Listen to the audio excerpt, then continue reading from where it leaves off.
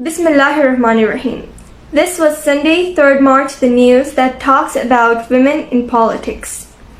In a country where we have had a female Prime Minister, a female Speaker of the National Assembly, and now the first female Chief Minister of Punjab, we sure are still many miles away from where we should be when it comes to women in politics. Over the past few years, while women have become much more visible in politics, there has been an unfortunate rise in open and public misogyny right from party heads themselves. For the past few years now, we also have been lamenting the dangerous polarization the country is stuck in.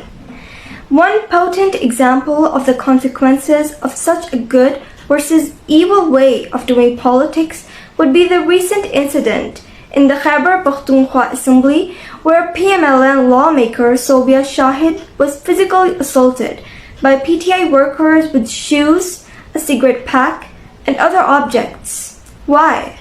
Because Ms. Shahid chose to walk around the assembly floor displaying a watch, alluding perhaps to PTI founder Imran Khan's watch case. Surprisingly, the fact that things were thrown at a woman lawmaker was not the worst thing that happened to her.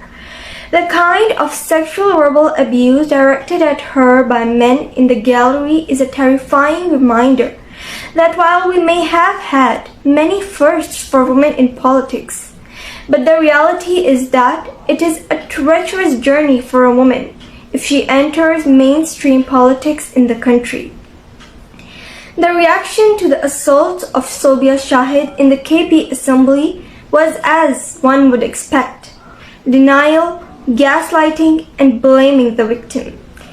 If this is the attitude we are left with, then it makes sense that Pakistan ranks 142 out of 146 countries in the World Economic Forum's Global Gender Gap Report 2023. Sexist and misogynistic remarks against women in politics by political opponents is nothing new, of course. Benazir Bhutto faced vile remarks in the assembly by PMLN lawmakers back in the day.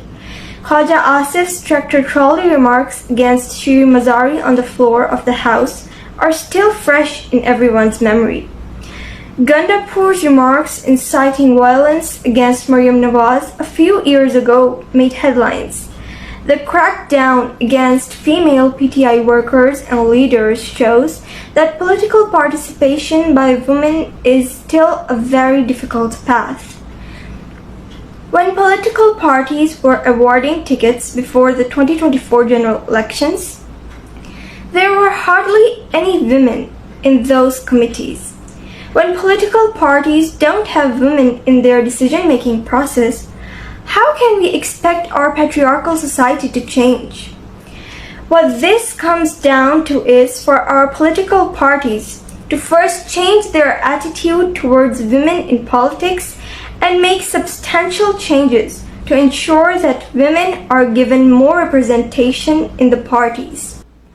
Most of these political parties just pay lip service to women empowerment, when in reality, they barely fulfill the bare minimum quota for women candidates on general seats, giving tickets to candidates on seats where they think their party position is weak, just to fulfill the Election Act requirement that 5% women have to contest direct elections. Political parties should ensure that women are respected and appreciated for their work and given more decision-making roles. There should be more women in cabinet positions. We need more women in politics, in law enforcement, in bureaucracy, in our judiciary, in the media, and in every sphere. This is the only way that we can defeat misogyny, slowly but surely. And not only that, the idea of tokenism, whether through girl boss feminism or nepotism or class politics, has to be challenged every time.